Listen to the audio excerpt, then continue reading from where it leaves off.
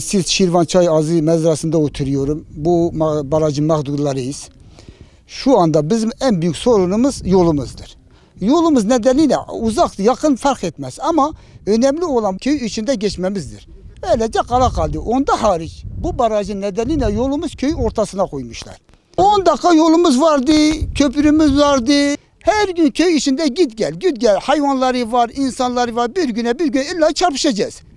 O nedeniyle 2 kilometre vali tarafında, valimiz Sayın Vali tarafında, Cumhurbaşkanı da rica ediyor, İçişleri Bakanı tarafından rica ediyoruz. 2 kilometre bir yoldur. Yani eğer bizim muhtarımız müsaade etseydi zaten yapacaktır. Muhtarlar herkese yardımcı oluyor vatandaşlara. Bizim muhtar ne yapıyor? Tam tersini yapıyor. Muhtar diyor kesinlikle ben bu yolda benim arazimde yol vermiyor. 3 kilometre, 1,5 kilometre yapmış, 2 kilometre bir yolumuz kalmış. Yani fazla da bir şey değil. Bu güçlü devlete 2 kilometre yol yani bahsediyoruz. İnsan utanıyorlar ya. Utanıyorlar bu insanlar. Bizim vali 50 kere valiye gittik.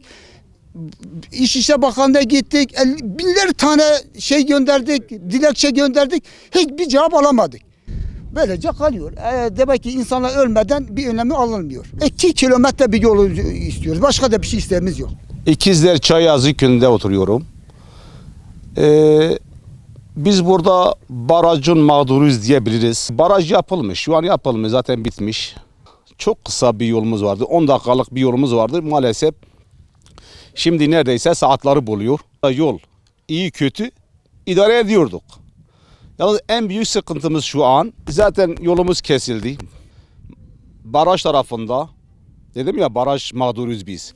Büyük sıkıntımız zaten budur yani. Hadi yol bir 15 kilometre ve bir saatlik yol uzamış sorun değil yani. Tekrar insanlar ölmesin. Şurada Fernas tarafında 1,5 kilometre yol yapıldı. Şimdi yolumuz İkizler'in köyünün içine bağlanmışlar. Olay yaşamamak için biz yetkilerimizle, Sayın Cumhurbaşkanımızla, Sayın Valimizle, Sayın Kaymakamımızla, il ve ilçe başkanlarımızla gerçekten defalarca da gitmişiz. Yüzlerce de CİMER'e yazmışız, İçişlerine yazmışız, Adalet Bakanı yazmışız.